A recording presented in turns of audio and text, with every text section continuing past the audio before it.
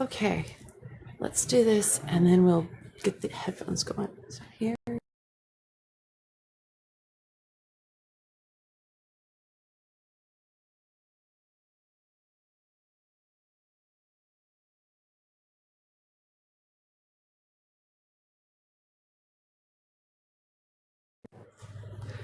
Okay, and here we go.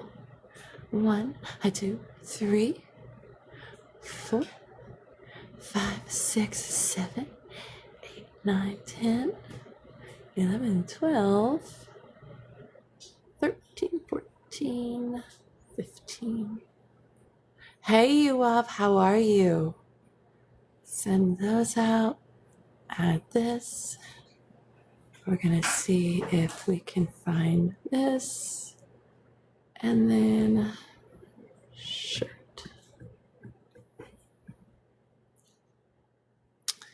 Let's see. Where is it? It's because it's unavailable. It's not in stock. Oh well.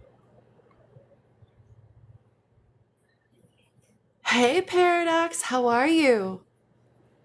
Welcome in everyone. Here shortly I will have Jeremy Devito join me. He's running in Alabama for their Congressional District 5. I was just running a few minutes behind today. That's my bad. But how's everybody doing?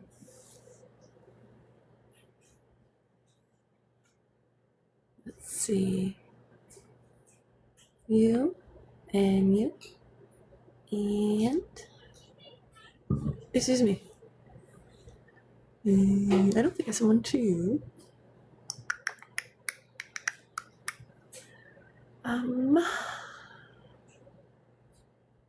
Where is Jeremy on the list? Where? Oh well. You fixed your propane tank? You can make another Warhammer? That's awesome. That's very... Okay. Get all of that shared. No, that's really cool. I had tuned in yesterday. Was it yesterday or the day before? One of the 2 days. You were working on something in what appeared to be your garage.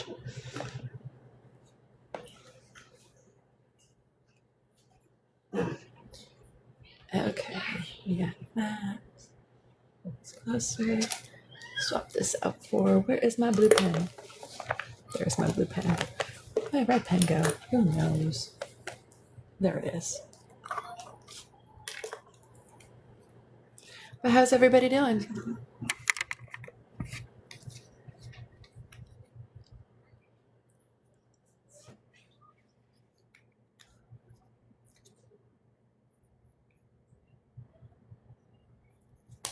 Welcome in, guys. Okay.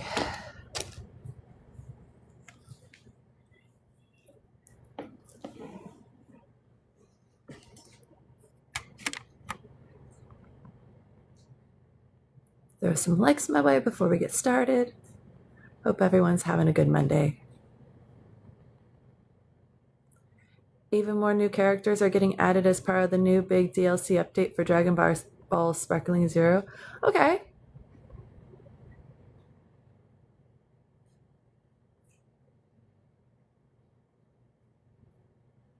Welcome in, everyone.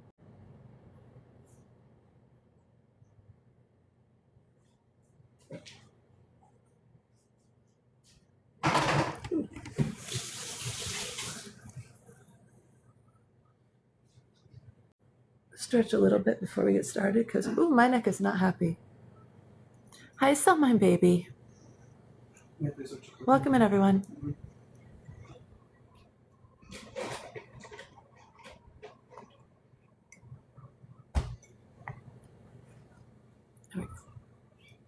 And as part of those characters, they are finally also adding Vegeta's father, the King Vegeta, and it is King Vegeta from the Super Brawly movie. Okay, never seen it. Welcome in, everyone.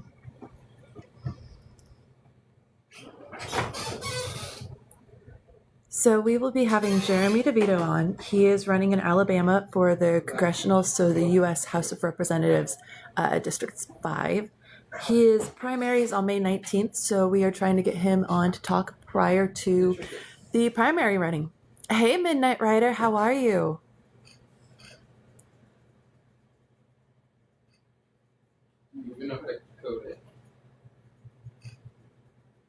Welcome in, everyone. Vegeta's father is the king of all Saiyans, and he looks like Vegeta with a goatee.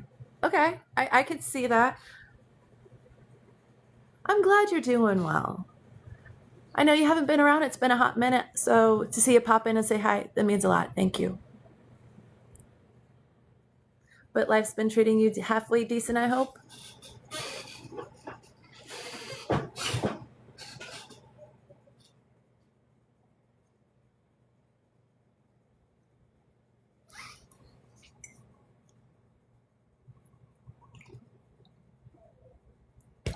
I'm almost done with it, Daniel. I understand the staying busy part. If you give me a second, I'll show you my planner.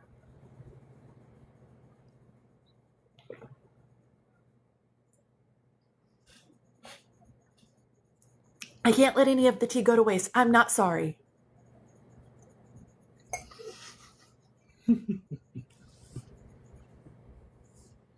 Fascia and Tora from Bardock Squad, Two Sparkling Zero, and even Lord Chilled from the episode of Bardock Special. Okay, no clue who those are. So here was my March, right? Not too busy, except it got busy towards the end, and all of those are interviews that I've done with people. Yes, Jeremy DeVito from Alabama. Speaking of which, I'm going to see if I can't search to send this to him, because I was running a few minutes behind, and he had messaged me to let him know when I was going to be on, and I did. And now, see, Joe, send. Oh, there you are. Okay, I just sent you an invitation too, so here we go.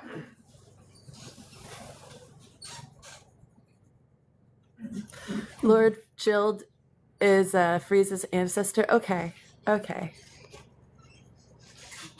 But yeah, Midnight, I have somebody from Alabama on. He is running in the Congressional District 5. But no, so that was my March. This is my April, which, as you can tell, is significantly busier. And starting Thursday, so on the 23rd, I will actually be in Indianapolis, Indiana, doing an event for vendoring my hair massage booth. Thank you for the follow, World TV. And then you want to see my May? This is my May. I have 2 events in May. I'm not fully booked, but I am doubled up on 5 days now. I've been keeping myself busy. So I sent the invite, I believe. Yes, I did. But you're on your PC. It should still work. Fine. It shouldn't matter. If I send you a guess, it should still... Either one. It should work from either one.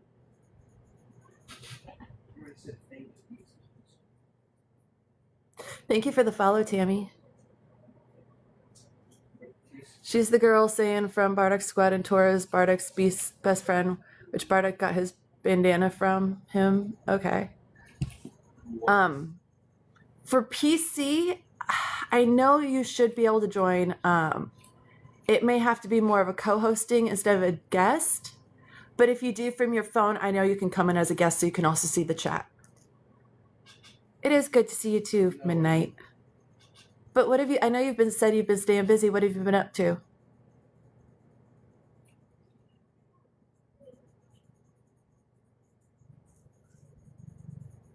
Oh, my back.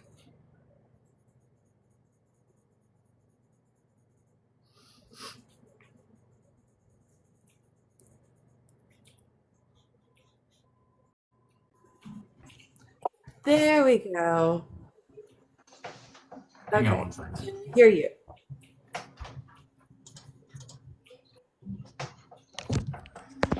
Is it not giving me a picture? No? Is it not letting me come Oh, there up? we go. Okay. No, it was okay. I have volume on my end. Now we just need for video.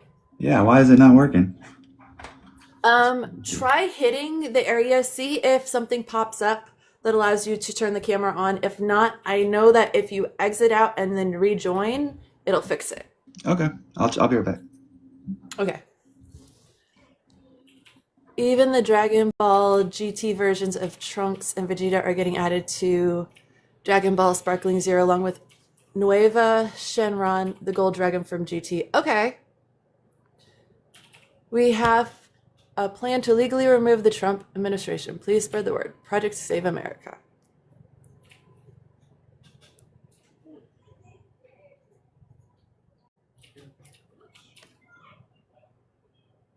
Now let's try. All right, let's see. Can you hear me okay? I can hear you. Okay.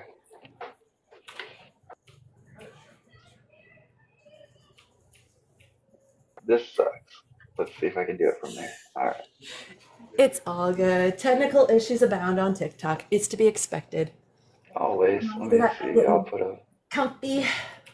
I'll put a green screen up too here in a second. It's all good. How's it going? It's good. How are you? Pretty good.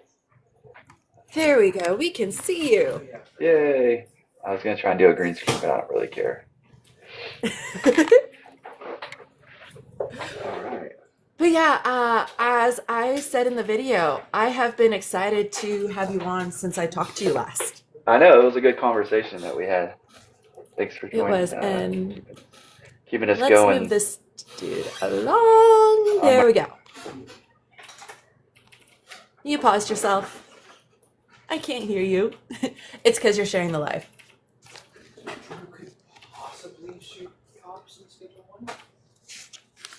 Yeah, I needed to share it to. Yeah, I'm like, yep, and that's because you're sharing, because it does the same thing to me. Yeah, I wanted to share. I was trying to join from my computer, but it didn't work out. It is what it is. I know there's a way to do it from the computer. I think it's just a lot more convoluted when trying to connect a computer to a cell phone than it is a computer to a computer or a cell phone to a cell phone. Of course, yeah, it's no problem. Are you on your phone or the computer? My phone. I gotta get my picture I always of do my this from my phone. dogs playing poker. Yeah, I use the. I'm gonna end up using a streaming service eventually. I think that will let me go live on multiple platforms. That's so what that Dan does. So that way I can reach more folks. Yep. So my husband, when he streams, he's usually on like Facebook and Twitch and sometimes TikTok, sometimes YouTube. I don't even know. It's like all at once, but he's got a computer setup, whereas I don't have that same kind of setup for myself. I've always just done it from my couch with my Pokemon. No, I understand. Let's see if I can get my background. So yeah, how do you wanna go through the interview? Do you have like prepared questions, or do you just want to have a conversation? A little bit of both. So I do have like points to make sure we cover, but I also just have like some random weird questions for you too. And then it's overall it's a conversation, because the whole point is to get people to know you. To get to know you as a real person. Because a lot of us are tired of the fake. We want authentic. And that means uncensored, uncut, just real. That means somebody who's had a really long day, whose hair is up in a messy bun, going, okay, let's do this shit. I had to work, I had to get the kids, I had to do this, they look like a real person, and they look like they've walked a day in my shoes, and I'm like, oh, you're swamp hagging it today. Bet. Let me go put my hair up. We can swamp hag it together. Yeah, no, that's life. I traveled today to go visit my dad. He's in the hospital. It's not, it's just been a regular day, like just dealing with normal people stuff. And so yeah, here we are, and that's what I am. I mean, we're just regular people. We need more regular people in Congress, because we do. Things are going ridiculously crazy. Well, and part of that is genuinely because the people who have power are out of touch with the value of a dollar. They don't understand what it's like to walk a day in 97% of America's shoes.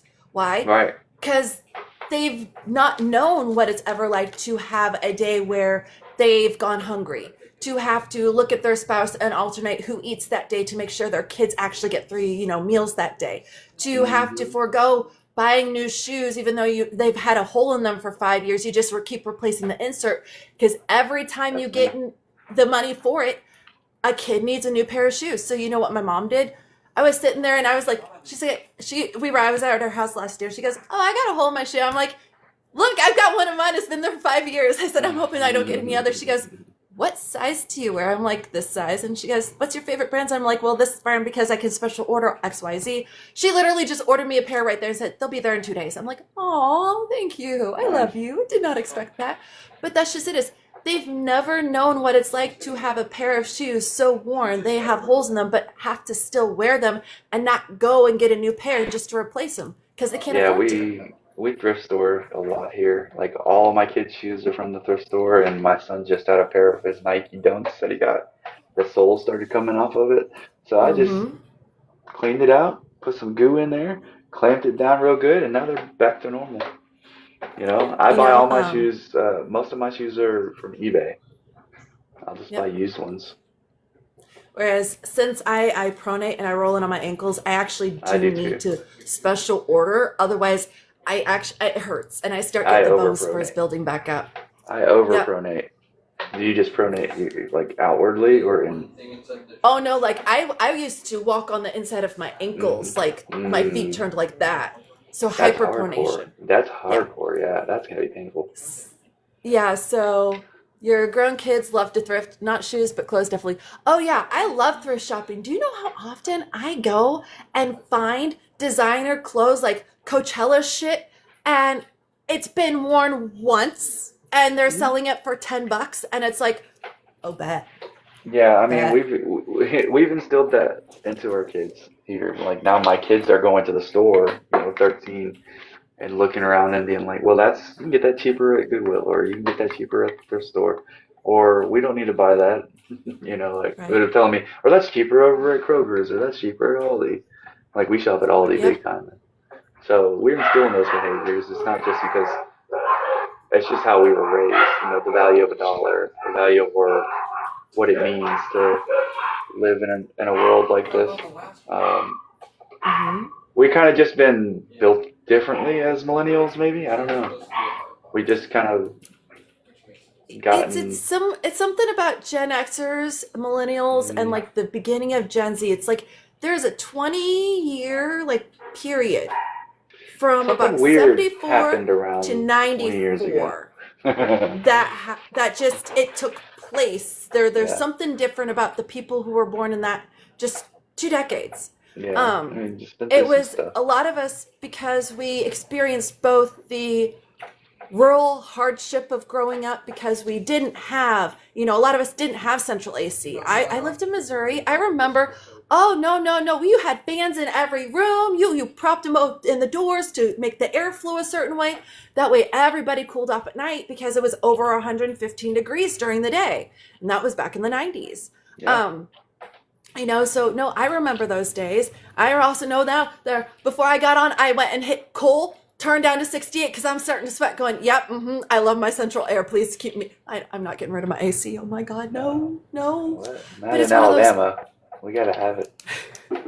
Gotta have exactly. it. In But Indiana, there are you have people to who have it. don't. There are people who don't, though. Right? Let's be honest. There's people who don't have it, or they can't afford to pay for it, Yep, so they don't yep, turn it on. yep. When we And were that's growing up, how many times did your mom or dad get onto you for leaving the lights on? How many oh, I times get did on my you hear, kids for leaving the lights on all the time. yeah, don't touch the thermostat, close the doors. Then we start investing in blackout curtains to keep things cooler Yep, inside. Insulation, things like that. Um, it is hotter every year, it to is. say the least. And there's reasons for that. But climate change is a thing. Can we all admit hmm that at this point? Climate change is a thing. If Donald Most of Trump said it, the, everybody would admit it on the right immediately. oh, They oh would. yeah, Oh yeah. But here's the thing is, and they've been talking about the environmental changes and the climate changes since the 80s, the 90s, the 70s, where they started saying, hey guys, if we don't actually start doing something to circumvent it now, by the time 2030 rolls around, it's gonna be too late. And now here we have the data centers that are coming in. They're increasing the heat of the areas, one, because of heat pollution, two, because they're actually raising down force in order to put these things in. That by itself, that increases temperature. You're putting in more blacktop, which increases temperature. They're using the water from the land, again, increases temperature because guess what? Your vegetation is going to die if you're taking all the water out of the land because you need to have it for these data centers. And then the water they're putting back into the land, well, guess what? This is one that disgusts me. I was doing research on the Meta campus that's being built in Indiana, about 35 minutes from where I live. And what I found out with the water that they're putting back into the earth is they're putting it back in used as is, saying it's clean enough, and that they're just more focused on making future potable water sources. Okay, so what I hear is they're not willing to process it good enough to make it where it would have been naturally. It's just like there's the level of standard there has been lessened considerably, is what I hear when people say things like that. Yeah, I see the comment from Blanca, raised on buying Walmart and TJ. Yeah, same. Yep, Marshalls, Burlington. Going to Kohl's when everything is on sale right after Christmas and you have all your gift cards and, there's the not Black Friday, but the Kohl's deals and the Kohl cash. And now you have $500 worth of clothes for like $75.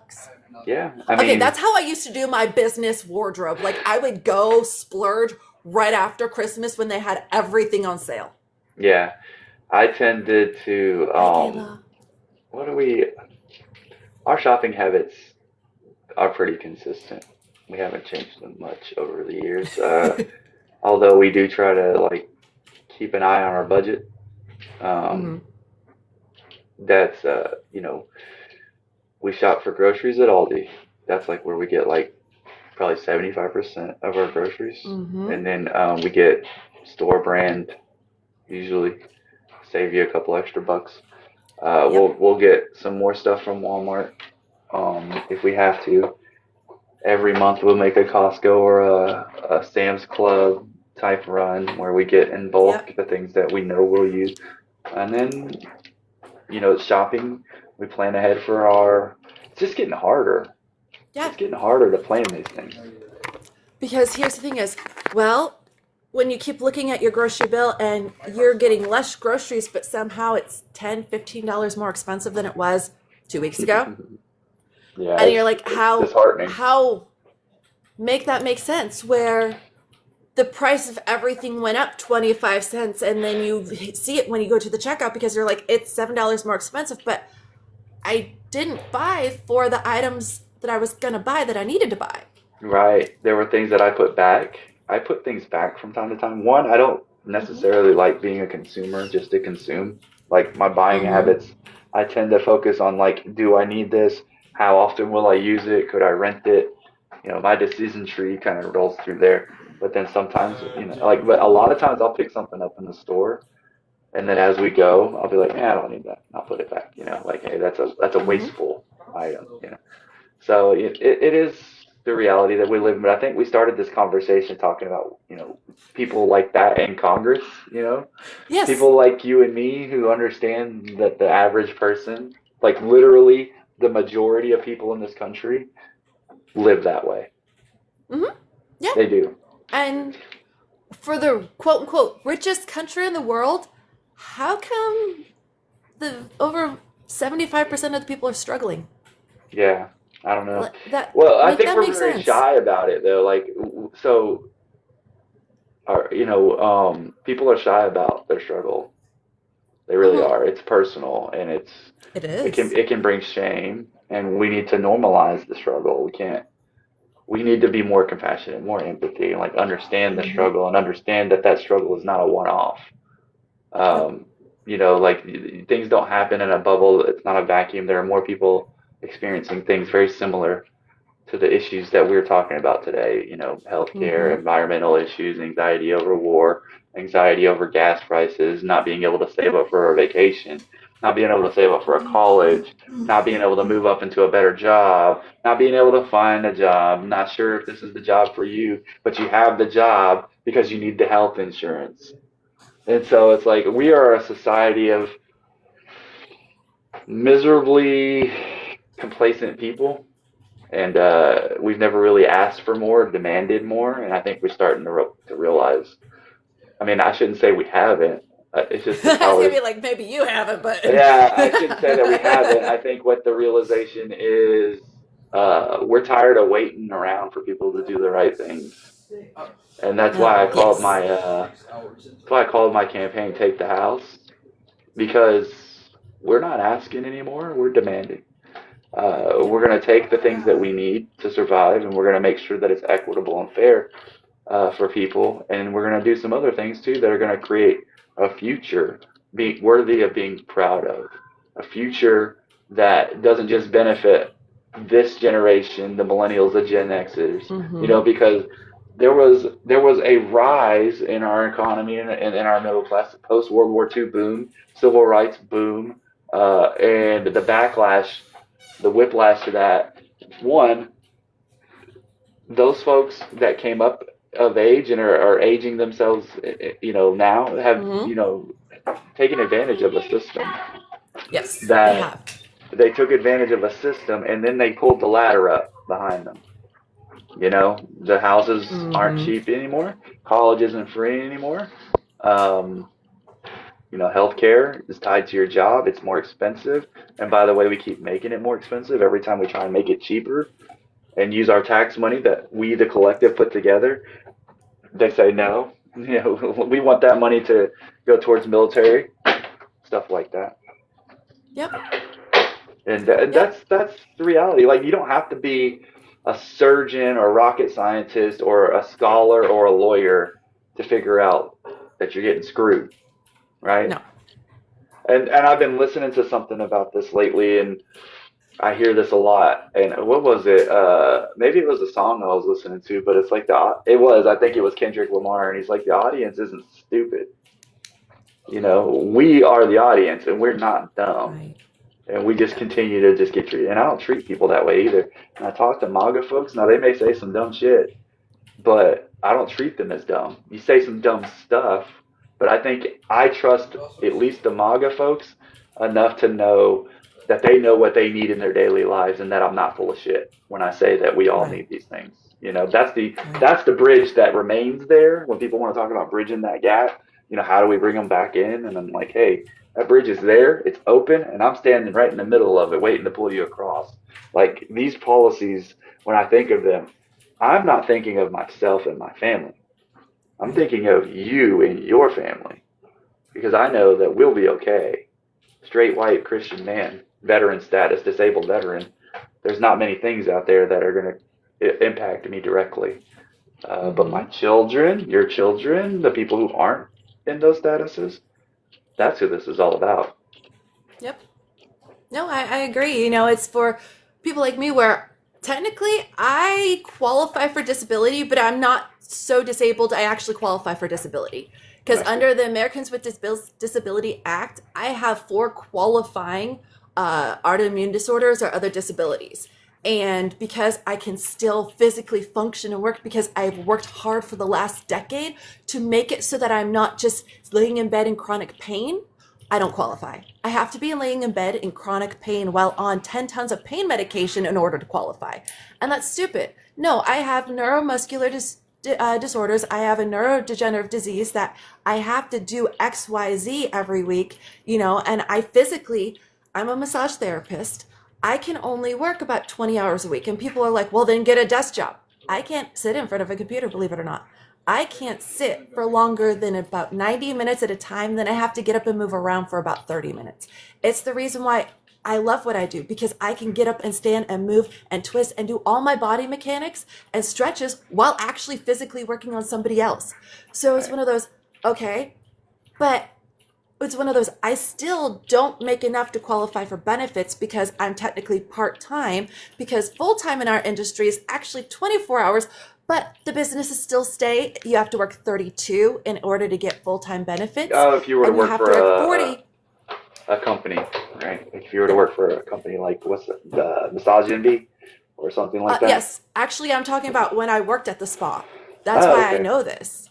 Oh, So okay. it's one of those, I physically worked at the spa where they had PTO, they had this, they had that, but because most therapists didn't work over 32 hours a week, they didn't qualify for benefits. Working 40 hours a week will cause burnout in less than 5 years. You physically cannot take it. Yeah. 24 hours is what we've learned in school was our physical full time, no more than 32 hours a week. So what I've done for my personal business is, so I hire therapists. I tell them, listen, you are full time at 24 hours. I will not let you work more than 32 hours a week doing table massage, period. You know, That's it's great. different if we're doing a chair massage event and we can take constant breaks and swap in and out. When we can do that, then we're good for 10-hour shifts, and we can do that for 3 days in a row because we're managing our bodies. We're not actually working more than 8 hours in that 10 hours. Yeah. So it's one of those, there's a lot to do with that. But then we also have the issue where we're trying to unionize, but half the industry doesn't want to unionize because they've been told by corporations that it's bad for them, that they'll lose out on this and this and this, when in reality, my dudes, unions are there for workers' laborers. They are there for people like us who, you pay $150 for a massage. You know how much your therapist is making? $20. Yeah. $20 an hour. They Or whatever live you off get in of the tips. tips. Yeah. They live off of the tips because a 60-minute, 150 is going to tip between $30 and $50. Mhm. You live off of your Yep. tips. You have to. That is how those businesses get away from not paying their employees a fair wage. And instead, you see these business owners buy a new car every year, and you're like, I still can't move up my house. We've been in the same house for 15 years. We outgrew it when my daughter was born. That was 10 years ago. Yeah. But the housing is in Indiana has increased 42% in the last 6 years. So it's one of Same those, here. and I know it's not, I was looking at Alabama. Alabama has very similar stats, which is why I'm like, okay, I can talk Indiana and Alabama, and they're like neck and neck with a It's lot very of stuff. similar. It's like, Very that you just quoted yeah. is very close to what we're experiencing here in the fifth district where I'm running. The housing market has been supercharged, and I was talking to folks this weekend. We had a campaign event where it was like a candidate forum, and I was talking to folks this weekend, and I met several young folks. When I say young, I mean like under 40, under 30. You know, a couple of these folks that came through, and I met a young lady who was 25 and still, you know, she was like, I cannot afford to buy a home. I'm working, the best job I can get is $17 an hour. I still live at home. And I said, yeah, that doesn't sound like you can't afford to live on $17 an hour. You just can't. And she said, do you have plans for that? I said, yes, I do. We're going to increase the minimum wage. We're going to hold renters accountable. We're going to look for spurring workforce housing, which is basically the concept that there should be more affordable homes near where you work, right? Because in order to get, like the commute is also an expense. So like maybe you have a cheap Who wants home. to drive an hour to work? Yeah, maybe you have a cheap home, but you've got a 45-minute commute. So you found an affordable home, but now you got to drive 45 minutes, which is probably what, 60 miles, 45 miles. It depends, I guess, on where you're working. But around here, 20 it's spread miles, out. depending on traffic. Mm-hmm. Could be a 20-mile commute, but either way, it's gas and it's time to it's time and it's gas, you know. So Mhm. I get it. Yeah, this district is very much sensitive to those issues. It's something that gets brought up daily. Our housing market here is unaffordable, untenable. Mhm. So Yeah, no, and it's one of those, like in Indiana, I can say that part of the reason why our market's gone up is foreign investors have come in, they've bought up the properties, they're renting out the houses for a significant increase, which it drives up the prices of the houses in those neighborhoods. And then they're also buying up the land where they're building the apartment complexes and then renting out all the apartments. So understand, all of that money, first of all, they're foreign investments. It is not going back into Not the going American back in the economy. It'd be American one thing if it'd be local investments where somebody bought a house and flipped it and then put it up for rent. That would be Right, one that's thing. not happening. That's not happening. These are people who outright buy the property because they have the $500,000 to just boom buy it, and they're Whatever, paying yeah. almost double They'll what pay the more than what actual it's price what is. the list price is. Yeah, that's what the other problem is. It- Like I've talked to some Yep. realtors, and they feel bad because they have clients that they can't serve because these companies are coming in and they're like, hey, you've got a great offer here, and they don't want the person to be like, I'm moving, I can't accept this double the price that I was Right. asking for, or 30% more, whatever the number is. But like, you always want to get the most for your own. So, and they're Right. obligated as realtors to tell them this, but the realtors in our world, in our life, they'll tell you what's going on in the local community. Mm-hmm. Oh yeah, So, I actually, how I know some of this is I just had a realtor on my table the other day. We talked all about this because she's like, I'm a realtor. I'm like, oh, please tell me all about this. mhm. Because she was trying to help place a couple, and their maximum they could spend was $250,000, which actually put them an hour and 15-minute commute from their business where they work, because that is 50. the closest they could get to that price range. And she goes, 5 years ago, oh, they would have been within a 20-minute drive of where they were working. I said, I know. Absolutely. My house, when we bought it 17 years ago, when my husband bought it, it was $119,000. Now, if we were to sell as is, no upgrades, and mind you, there's still mold in the bathroom, 260, 300. If we actually fixed up the house, easily 350, because the two-story houses in here are going for 450, if not 500. They're not $500,000 houses. Mm-mm. This is not a $250,000 house. I am sorry. It's not. Let's be honest about that. I love Yeah. the fact that it appreciated that much. That's great for me when we go to sell it. But here's the issue is they raised the prices in Indiana to match that of Illinois and Ohio because these were richy areas and we were cheaper, right? The issue with that is while people moving into our state don't realize it because it's still more affordable than New York or California or Washington, Hoosiers know. Hoosiers have to move out of state because they can no longer afford to live in the state they were born in, which is supposed to be one of the most affordable states in America. It Mhm. used to be ranked in the top 10. Now it's in the bottom 10. Make Mhm. that make sense. It's just the corporate, Hi, Mike. the lack of regulation is what spurred all of this, right? Like we saw a Mhm. housing market. I went through a housing market crash, and so did you back in, what was it, 08, 09? I joined the Yep. Army right before the housing market took a big It was shit. 08, and I was living in my mom's house. I moved in and out with my mom so many times, it's not even funny. Yeah, Couldn't I've afford moved to in live with on my my own. parents a couple of times. Even when I got out the Army, we had our baby. I was living at my dad's house. Like that's Mhm. just the reality of it. Yep. When I was 7 months pregnant with my son, I moved back in with my mom because I could not afford to be on my own. The baby daddy was not involved at all. He told me to get an abortion the day he found out. I said no. And I now have a, 14 and a half year old. Nice. But I moved back in with my mom and I called her. I said, Mom, can I move back in? Otherwise, I have a car to sleep in. And my stepdad was absolutely against it. My mom almost threw him out. She goes, first of all, my daughter is allowed to move back in whenever she wants. I don't care how Yeah. old she is. As long as I am still breathing on this planet, I will at least have a couch for that girl, okay? Of course, She goes, yeah. she's pregnant with my grandbaby. Of course I'm letting her move back in. Yeah, He was luckily upset. I've And it was one of those, I was 27. It's not like I well, had planned everything. I didn't plan on losing my job. I didn't plan on them deciding that because no. I was going to be a single mom. I couldn't be a store manager because I was on the fast track to being a gas station manager, like a store manager. And I Yeah. was only 24. No, sorry, Yeah. I was 27. I was younger than 30. I was fast tracking. And then they Mhm. found out I was pregnant. And she goes, well, I've learned from experience, single moms, they can't do it. Fired you on the spot or let you go or kind of worked you out or what? So I was taken out of the manager program and told that we would discuss it in a year or two.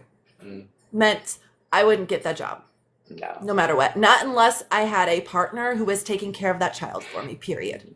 That's not a conversation I've ever had as a man. No. No one's ever And that is said not that a like I have. conversation any man will ever end up having where they're being told they have to choose between being a parent or their job. Instead, they will be told, we will work with you and we will accommodate you. Women, on the other hand, we don't get that luxury. That No, is one you of the don't. areas where, like it or not, we are discriminated against when we become mothers. And it's been seen all the way throughout our working history, from the time we were allowed to start working to, oh, well, now you got married. Well, you can keep your job if your husband allows you to. Oh, now you have a kid. No, you have to quit your job. You are the one who must stay home. Even if you have a better job and you're smarter than your husband, you were the woman. You stayed home. That's no different than what they try to do today, where, again, we see the rhetoric where the Republican Party is sitting there and they have young influencers coming on telling my son's generation, people who are 15, 16, 17, 18, and 19, to have babies. And I'm sitting going, That's crazy. no. We want less babies and teenagers. We want more babies and 30-year-olds when we actually are stable. That's a lot and of our work we frontal lobe did to is try and growing convince people that teenage pregnancy was really bad for this country, and now it seems like that narrative has flipped completely. And I just don't understand why they don't understand how gross it is. First of all, to just consider teenage the fact that girls. they keep referring to 14, 15, 16, and 17-year-olds as underaged women, Yeah, that's weird. disgusts me, because Yeah, they that's are not weird. women. But they're trying to normalize it, because what they want to do, and they've tried to do this in 4 states. It was 4 states last year, was the age of consent being 12. I think I'm gonna have to hurt somebody at that. You know what I mean? That's not kosher at all. My I daughter can't. is 10. Yeah, that's She'll be crazy. 11 in a little over a month. Oh, any man Age ever of think about consent. touching Who that would child? want to make the age of consent lower than what it already is? Here's the Disgusting. thing, and it's disgusting, and it's a sick mindset, where if you understand, I like history, and I studied psychology. I studied psychology, human and sexual behavior. So I actually studied sexual behaviors in men and women throughout history, and you can see it, and it tracks where in the European Caucasian cultures, there was a lot of emphasis on women starting as young as possible. So as soon as they started bleeding, having kids, because these men were getting young girls pregnant who their bodies were not actually developed enough to birth a child. And so they were having 3 kids by the time they were 17, and then they were dying. And then they were finding another young girl to raise those kids and then have more. And it's almost like they want to go back to that, where I'm 41. Here's some of the things that you may not know. Depending on your health insurance, okay, after 35, according to the medical industry, women's wombs are considered geriatric and no longer feasible of housing fertile life. That's bullshit. It is, okay? Mind you, all of this is tied together. There's a whole point to this. So, if you know anything about the woman's body and the man's body, so the woman's body, the ovum, actually has something in the maternal zygotes that keeps it from decaying. So it is the same as it was when I was still in my mother's womb. My daughters will be the same as they were when she was in my womb till the day she dies. Because guess what? Our ovum, they never degenerate. They never degrade. Here's the thing about spermatozoa. They don't have that same thing. As men get older and their body produces less testosterone, their spermatozoa become dysfunctional. They become broken. Their tails are broken. And guess what? It is as you get older, older men were having children with young women, and all of these birth defects were starting to show up. I was just about to mention Why? that. I feel like that's probably what happened. Yeah. Autism is because men in their 50s, 60s, and 70s insist on getting girls and young women in their 20s pregnant. Because the Caucasian culture, they insisted on keeping their bloodlines pure. I'm a Yeah. tutor, mind you. I came from Henry VIII and his affair with a barmaid. They didn't talk about all the daughters he had with the maids. Okay, let me tell you, he had a lot of them. He had a lot of. He had a few boys, but none of them were royal heirs because Yeah, they none were not were heirs. born from the actual marriage. Yeah. So he that had is- a lot of bastards. There's a lot of people out there that can claim tutor. Here's the thing. Those bloodlines are also going to be the same ones where ADHD and autism and various different other birth defects show up, because they're more likely to have defects because of their inbreeding. Yeah. It's just, it is what it is. Even if you start introducing fresh blood, at some point it will become diluted enough that it's not as prevalent. So hopefully my kids, their kids, my great grandkids have less issues than my brother and I. But we have bipolar, fibro, we have this, we have that, we have neurodegenerative diseases. I mean, my uncle was just diagnosed with ALS, like literally called me 2 days ago and told me he was diagnosed in this last week. So, I mean, there's stuff like that goes on my family, and it's most likely tied to some of that. Yeah. So it's one of those, it's actually better for women of any age to have children with men who are age 38 and younger, because 38 is when men's testosterone starts to drop. Surprise! It should be other way around, ladies and gentlemen. Yeah. But no, in a matriarchal society, we don't really think that way, because to me, going after somebody who's younger than about 30 is gross, because that's my son's age. Yeah. Ew. Yeah. Ew, that's gross. Like, I imagine, like, I could have babysat you and changed your diapers. Ew. Yeah. No, that's grody to me. But that's not how they think about it, I guess. I don't know. Exactly. I mean, it's a lot going on right now with how men and how we treat women in the society. How we... it's bad. It's Shall we talk bad. about the Academy? The Academy? Because I actually have that written down. The whole 62 million men. Yeah, I'm skeptical. I don't know how to talk Here's about the thing. I don't know how to I talk get about that. that. As somebody who actually had her first husband drug her, and I was semi-conscious during all of it, but I couldn't speak, I couldn't move, and I know he recorded it, but I could never find the proof, I couldn't find the evidence, because the videotape was never kept at our home. That's ridiculous. I mean, I'm so sorry that people are like that. All I can don't know tell what you else to is say. whenever a woman says something like that's happened to her, don't question it, just believe her. Because I promise you, that's not a story any of us want to have. No. And there's been My a lot daughter of... made it. She Yeah. made it to 10. She made it past how old I was before my innocence was taken. My mom and my goal is to get her to 14, because my mom's was taken at 13. Yeah. These are sad, Believe women. these are sad times that we live in. It made me question a lot because of what, this is all on the heels of Epstein and on the heels of Eric Swalwell, and then there's this website out there that's doing this stuff. And there was a lot of blowback amongst the men, and because there were some men who were on the left there trying to find a silver lining here, because most of us kind of looked at ourselves and were like, damn, it really is all men. Like I looked at myself and I'm like, what have I done in my life? And here's the thing That is, could a have lot of been- you guys are starting to finally realize why we have been screaming we choose the bear for Oh, yeah. years. Oh yeah. You know, I don't why- pretend to think that. I understand completely. I don't pretend to think that I haven't done something misogynistic in my lifetime, not knowing any better. But I do have the wherewithal to think about it in a critical way and change my behavior. And that's just it. And I don't need to and hold other people accountable. A while ago. I don't let people do that around me anymore. At And one that's just point, it, I is- might have. As a man, what you have to do is, if you hear your friends being misogynistic, you have to look at them and you have to get pissed. You can't Yeah. be kind about it. You have to tell them to knock that shit off. Shut the fuck up. Stop being a misogynistic asshole. Because, gentlemen, unless you guys hold each other I lost accountable, my car, bro. nothing in this world is ever going to change. And that's what we've been saying. All we've been asking is for allies. Yes, God. that's it. That's We've it. been fighting They this lost my me. entire life. I They remember lost me. marching with my mom and Girl Scouts for our rights, because back in the 90s they were trying to take them away again. And here we And are. You They're just got the right trying to take it have away again. a credit card and a bank account in the last 50 years. There's a It's lot of a- things that we started to be able to do in the 70s. Yeah, The 1970s. That's not that long ago. There are people in Congress that were alive when those things happened.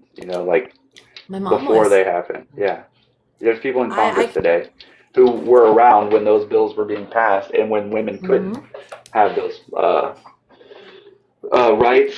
Sorry, I'm a little tired. I've been sitting in the car all day. I know you're fine. But yeah, that is the essence of why I'm doing what I'm doing. It's because Mm-hmm. there's so much terribleness going on. It's so much, There and is.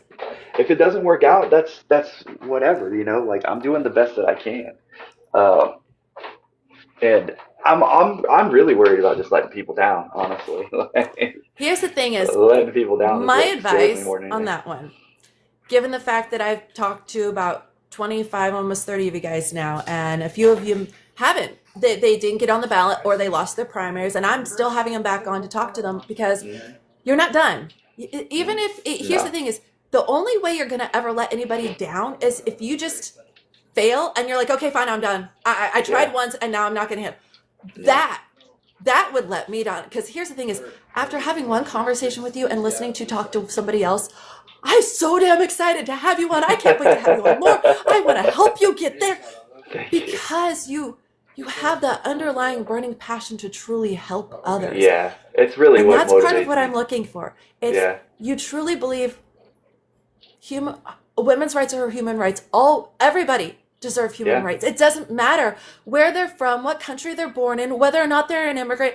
Everybody deserves basic rights.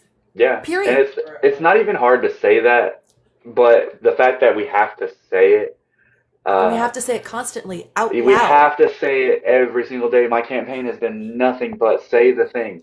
If you see a thing and it looks like a thing, call it a fucking thing. That I mean, if it's fascism, Call it. know what fascism is. Yes.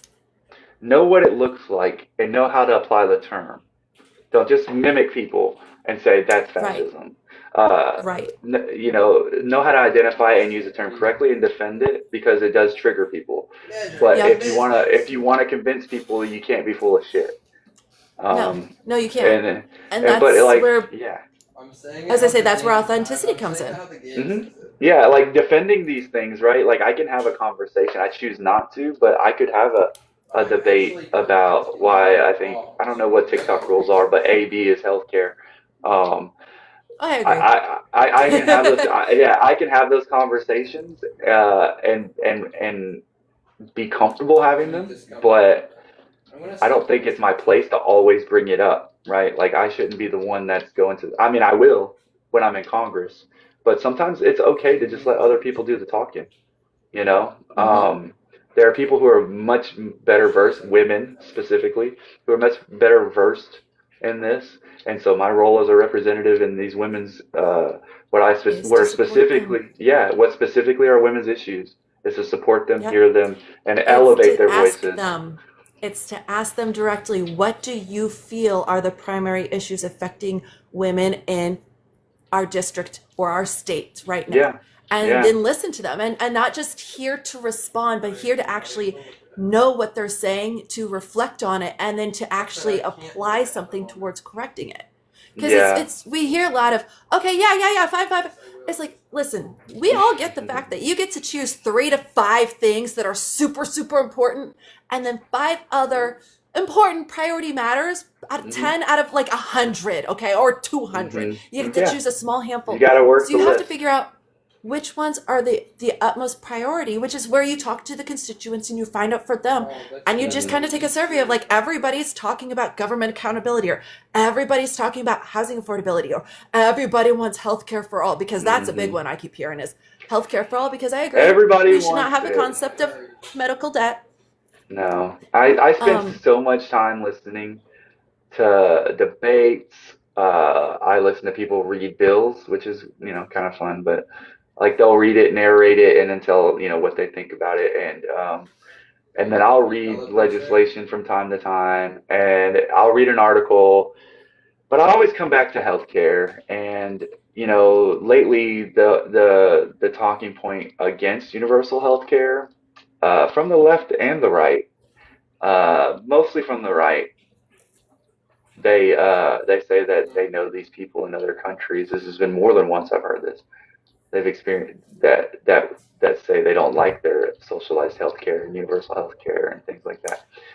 And um what I tell them, my response now is one, I don't believe you, but I don't say that. No, I said But you're not wrong. There is a small handful of people who complain about the wait times. You're very yeah, right.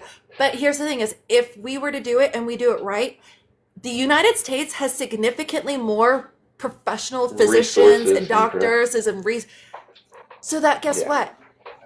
People wouldn't have 6 months waits. It might be 6 weeks, but Yeah. not six There's months. going to be wait times, but the way that they make it sound like is you're going to die waiting on a doctor, and you're not.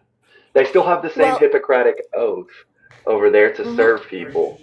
And mm-hmm. what my argument is you don't see conservatives in England running on repealing universal health care. They will absolutely get railroaded if they do. But what I tell them is no one in those countries would trade their healthcare system for ours. Not one of them. Not a single one. If you ask them, they would not say. They would not Canada, change. Canadians might bitch about their healthcare system, but Hmm. I know a lot of Canadians who go, "Oh no, no, no! Like, yes, you guys have better doctors, but overall, no, What no. difference Like, does it make if you can't afford it?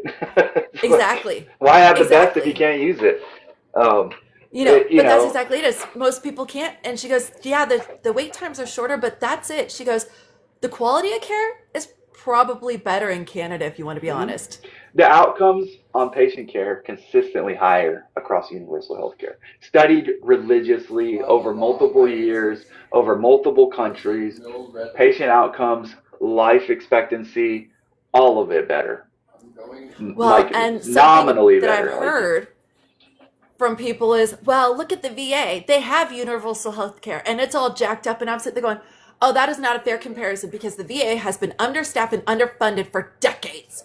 If and it now were it's fully staffed and underfunded fully and funded, understaffed again.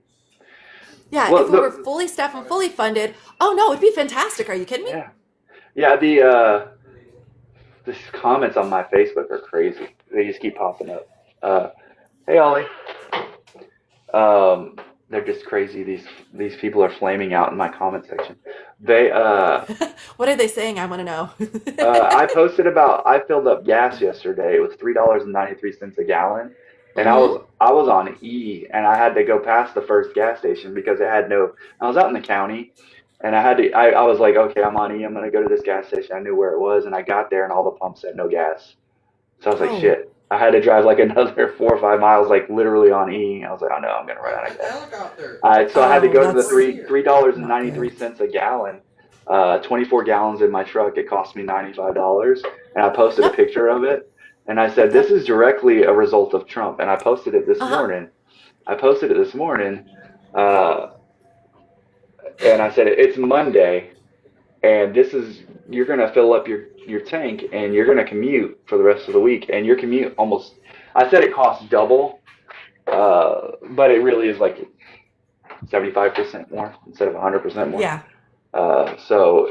But they're like, well, 24 gallons isn't cheap anywhere, bud. And, well, it's still cheaper than it was under Biden. But I'm like, you guys are missing the point completely. You're talking about 2021 prices when we had COVID. 7 weeks ago, I paid $2.50 per gallon. And now I'm paying $3.93 a gallon. And you're coming to me with what about Biden? Like, do you guys not see that? Like, okay, I'm not disputing the fact that gas prices might be higher. What I'm talking about is the cause of why they're higher. And they just don't get it. If they're real people, I don't know. But they don't get And it. here's the thing that they don't understand is they're going to keep getting worse. This is still from like 3-4 weeks ago, mind you, when we had the cheaper oil. Now when we're buying the more expensive oil, the more expensive crude oil, well, we're going to pay higher premium prices for that too. So expect at that point the gas pump to jump $3 to $4 in one go because, oh, well, we have to pay more because now we shut down the Strait of Hormuz and we blockaded it and now we're screwing ourselves over. But that's okay because The the billionaires are position just from getting more which wealthy. the position from which we are negotiating this ceasefire is absolutely humiliating. It's absolutely humiliating for the people involved, for the professionalism of the armed forces of which I was a part of. It's an embarrassment. It's an absolute embarrassment. It's botched operation. We were in a weaker position than we were. Our Middle Eastern allies, if there were allies there, like I know we have some allies in that region, they're thinking twice now. They don't need us for protection. We can't even get through. We can't even do the things that we set out to do as far as the military goes. I mean, like they think that it's like playing a video game. It's like playing Call of Duty, and you're just gonna go in there and click a few buttons, and then the country falls. And it's like, how do you think that way? What I don't understand. I don't get it, but it's completely ruining the world economy. The world economy. For fertilizer is ridiculously expensive. Our food prices next year are going to be through the roof because they cannot get the things that they need, the farmers, to grow the crops. By the way, farms are under a monopoly anyways. So it's Uh-huh. like what are we doing here, people? We got Yep. nothing. We got nothing. And it's all So coming who's the down to. monopoly on farms? So there's like 3 or 4 different companies. Like I want to say it's like Agra or Agri or something like that. I don't know their company. Let me look them up real quick. If I look at my opponent's campaign finance report, I could probably tell you. They Because here's the donate thing is, heavily. I will absolutely be going and seeing if any of the board members for any of these companies overlap with any of the ones I found for BlackRock or Vanguard or State Street or all the rest. That's an interesting. That's a great way to look at it. Because I can tell you all the ones in Indiana for all our utilities, they have a monopoly on all of our energy and water. Yeah. So Tyson Cargill was the one I was thinking of. Tyson Foods, Cargill, JBS control the beef market and tractor sales. So that's the meat packing. But what I was thinking of was Bayer. So the seed and pesticides industry is really squeezing our farmers, especially Yes, it because is. there's not a lot of small business. Like a small farm is a small business, and they're crushing these farmers. And because you have to buy their seed or they lease their land at ridiculous rates. So Bayer, Corteva, BASF, I didn't even know that. They control 50% of the global seed market, engineering seeds that only work with their pesticides. And Yep. that's where they built the monopoly into it. Yep.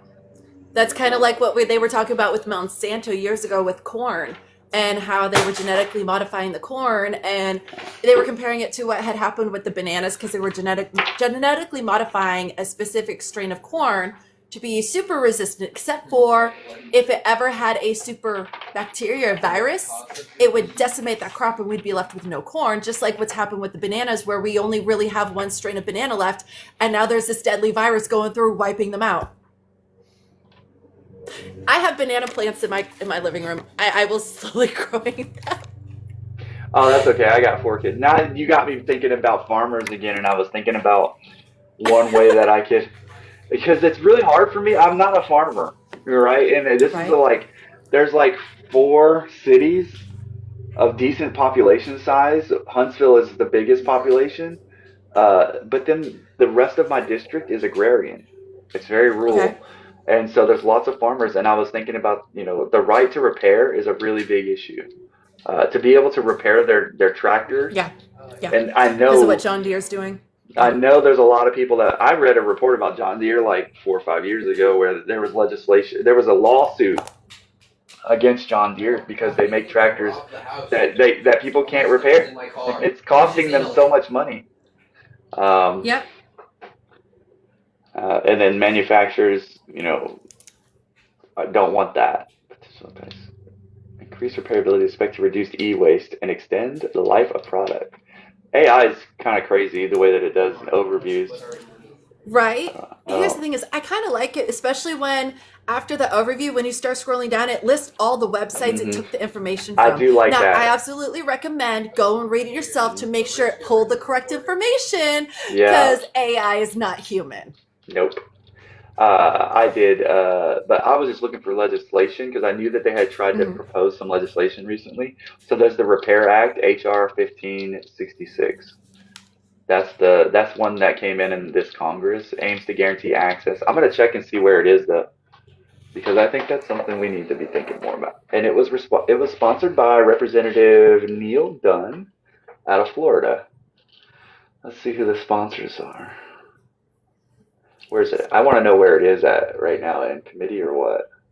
It's just been introduced. It hasn't even to a subcommittee and to a full committee. So it's in committee. It may end up getting passed. It's extremely popular, and because a Republican put it up, I could see that getting passed. But if it doesn't, I'm going to end up incorporating that into my legislation panel because I think we gotta, like, as a progressive, like, being able to repair your own equipment is a right. It seems like to me. It doesn't seem like you need to be. So I think we should consider more legislation like that if we're going to run on the left. That's right up there with me, and the reason why I'm boycotting the Switch 2. Oh, I will not buy something from Nintendo that they can have powers of the lead decide. It is now just a giant paperweight for whatever reason. Tell me about the Switch 2. Oh, the Switch 2? You don't know? So, what they decided to do with the console is you are leasing it. You don't actually own it. You don't own it. At any point in time, they can decide that you're doing something with the Switch 2 that they don't like, and they will turn off your access. You can't play any of the games. You can't do any of the online features. It basically becomes a $500 paperweight. Nintendo Switch 2s? Uh-huh. And it's part of their user agreement. User agreement. Oh, wow. What is it? Oh, okay. Look at this. The TOS controversy centers on updated, unrestricted clauses allowing Nintendo to remotely render consoles permanently unusable for unauthorized modifications. See? Strengthens anti-piracy efforts, but raises major consumer rights concerns over ownership. Hi, Hera. We're talking about the Switch 2 right now. I was bringing this up because it's very similar to what like John Deere does with their tractors. Is you don't own it, you lease the right to use it. Yeah, this is not a good idea. Like these types of there's no guarantee that they'll do it, but there's no guarantee they won't. They won't. You don't put it. Now, mind you, I'm not a modder. I just want to play my Legend of Zelda games. That's all I really want. But I will boycott the Switch 2 because of that. That pisses me off. I'm going to read the user agreement because I'm a nerd. Please read this carefully. I'm wearing my Faka shirt. Nice. License grants restrictions.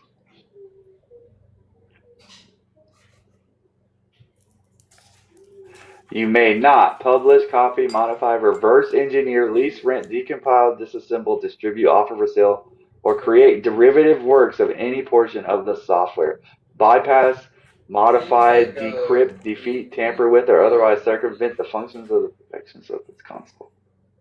You're not kidding. Nope. You know, there's a portion of my so we're talking about the user agreement for the Nintendo Switch 2. Here's what happened, y'all. I see a couple people are coming in. My name's Jeremy Devito. I'm running for Congress in Alabama.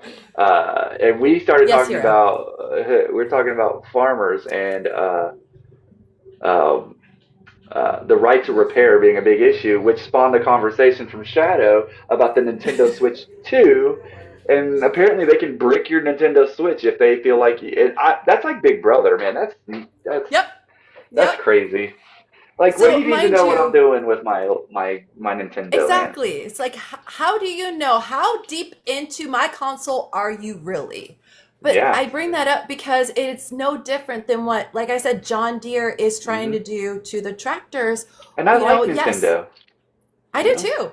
Yeah, but that's ridiculous.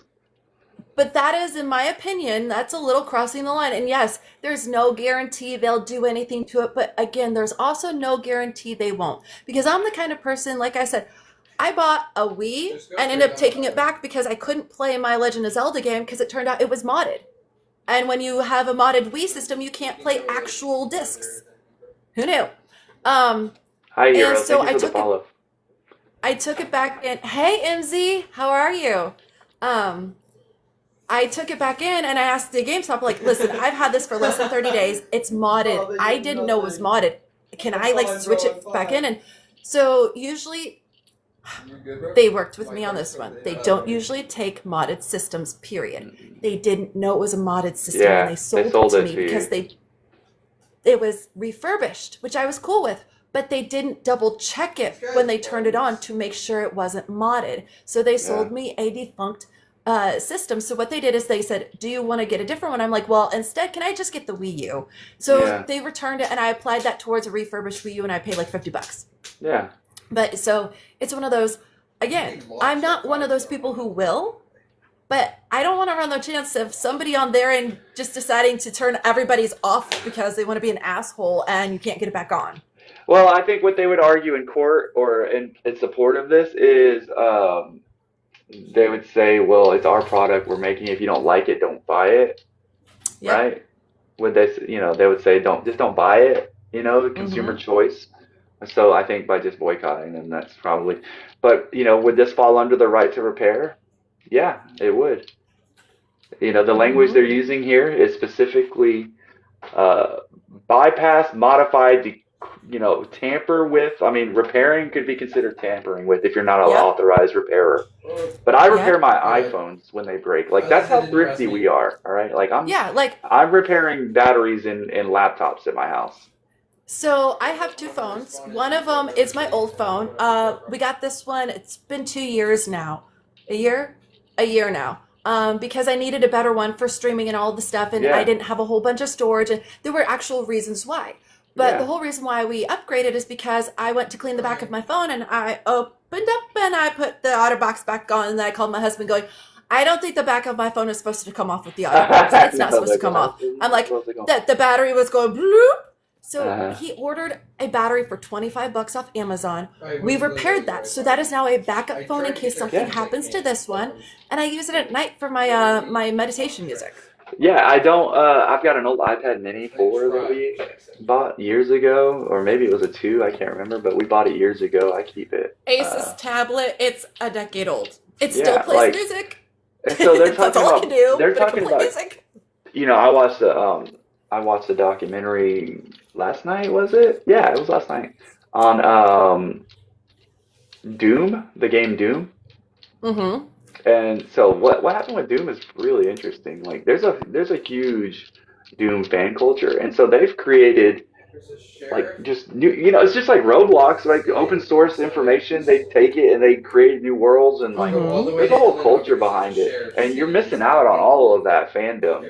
That's not money to your pockets, but like that's brand loyalty, right? Like if you build a product and within reason, you're not letting people pirate stuff. I understand protecting intellectual property.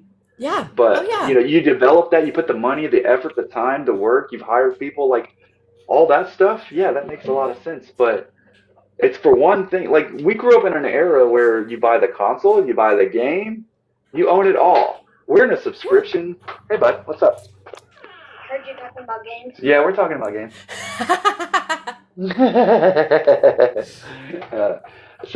I'm talking about that story we watched last night about Doom. Oh yeah.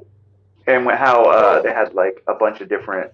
I can't repair my car. Like how at the end of it all they made new series, like all the fans got together and made games and stuff. So that's what we're talking about.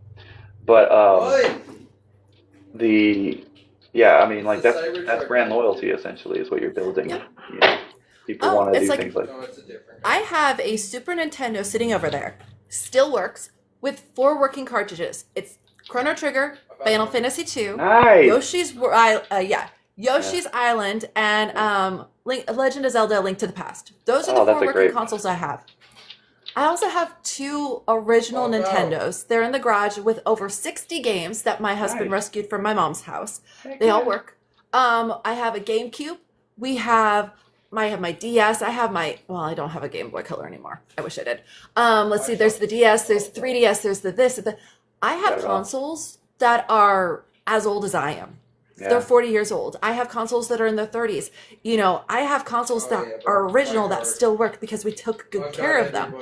That's not what we have these days. These days we have buy the digital copy of the game. You can't share the game with multiple people in the house. Right. What time's the game? 7:30. Okay. We're going to leave at 7, okay? Yeah. That's the point I was going to make. Like the subscription and owning things is no longer here. Yep. You're no longer owning these things. 14 copies. No, you're not. Like my son, I just bought him the DLC for his Pokemon game. That will only be on his console. So if anybody else wants that same DLC, I have to buy it a second time. And how often do you like to go back? Like, nostalgia is real. Like, I like to go back and play the games and watch the shows and things like that. And I know other people do too. How long are they going to keep those servers running where those downloadable content is available? And how, Mm-hmm. it doesn't, Oh, yeah. it's impossible for them to even want to do that. But I get it. It's also less plastic waste. Thank you. Because you're not providing you're not printing games and stuff like that. But there's got to be a happy medium in there somewhere where at least, There does. at least if you're not going to keep it alive, like give people a window where they can download it and keep it running, because people will. I believe that humans will figure a way around all this stuff. But City of Heroes. Dan can tell you all about that. They had servers, they shut it down, and then a few years back it came back up because the fan base had come together and actually convinced them to allow them to have servers that they were able to recreate characters on. oh, that's cool. Yeah, I mean that's like, I have a strong belief too that the gaming community overlaps a lot with some of the left. Not all of it, because there's some really bad like gamers out there that are just complete assholes. But like Gamergate happens, that was another thing against women, right? Like, what is it? Mm-hmm. What is it in this society? Like, women can't play games. Women can't. Oh, I remember being told in middle school, well, you can't like video games. You're a girl. I wanted to talk about Chrono Trigger with them because that was my favorite game of all time. And then they wouldn't even talk about it with me because, oh, you're just trying to be cool and just trying to fit in. No, I really own the game. No, you don't. You're And not if you allowed don't, to you don't be. play. You're not allowed to be into My those mom things? was the original gamer in my house. My mother. Yeah. I can remember, like, it just doesn't make sense to me. Like just It was always a what does it have to boys be? thing. What does it have to be like to be a woman in this world today in 2026? It's got to be tough. I mean, there's It's never been easy. never been easy. I will tell you that right. It has never been easy being female in this world. Yeah, I hate it. Not in my I hate entire it. life. And I'm 40. I'll be 42 this year, and I can't tell you of a damn easy year I've ever had. No, and I wish I would have been sensitive to it a little sooner. I'd always been like pretty politically active, and I'm not saying I've ever not believed women or anything like that, but I think I just didn't do enough to combat the narratives that are out there. And that's why I don't talk much about these things that happen. And Oops, you muted yourself and you paused yourself. yeah, they're wanting to know what time we're going to be done because there's a soccer game tonight. I told them Yeah, we'd leave at 7. no. That's fine. Yeah, We'll start wrapping up soon. That's okay. Did you? All right. Well, since we've kind of went on a tangent, did you have any? Well, let me yes answer this. and no, because here's the thing: all the tangents have kind of tied back into some of these comments. Did we do a weave like Trump? Did we just weave it back together? Well, that's the best thing about my stream is why I joke about being the chaos kitten is because it's typically chaos. We Yeah. start on one topic. It's why I keep taking notes and I'll check it off as we hit certain topics to make sure Okay. we've gone over them. But yeah, it's like even if we don't touch on some of them, okay, great. Now I have something we talk about next time, and I have more Yeah. things to look into for next time. For sure. You know, because the 62 million men was one, and that also ties into the Epstein files and government accountability. Mhm. And Well, I can. Go I've ahead. been running a campaign of accountability. That's like the number one thing, right? Like, and that's the only real switch that I've made in my campaign is like I'm hammering on accountability now. It's very clear to me that people want accountability, but not too many people are willing to hold someone accountable. Ah, son of a! I keep dropping this thing, but not too. I'm trying to find the right angle because it's got like I don't know. It's got this weird angle. But holding people accountable is different than saying that you want accountability. Everybody wants accountability, but when it's time for them to do the thing, nobody wants to be the bad guy or ruffle the feathers. The Army kind of taught me like integrity was the most important thing, right? Like, because you have to, if you're going to lie in the military and like not be honest about things, you're going to get people killed. Yeah. The police, or hurt, or the mission's gonna fail, whatever. Like we all have to trust each other, be honest and open. I remember from Sergeant Major, there was a list, and I remember from the list integrity and tact. Mhm. Like there were certain codes, like certain things that all Marines were, and you were tactful and you had integrity, and there was like 7 other words. Sorry, that was like 30 years ago. I don't remember it all. That's okay. I was an NCO, a non-commissioned officer. I was a sergeant. I'm a leader of troops. Like being a sergeant in the military is the backbone of the military. Like you do the grunt work. You're literally like trained in leadership skills. You're cutting your teeth with people younger than you. You're young. You're handling the equipment that's millions of dollars worth of equipment. You're trusted with a lot of other things. So being a sergeant in the Army in special operations, it taught me a lot about leadership and about like the human element.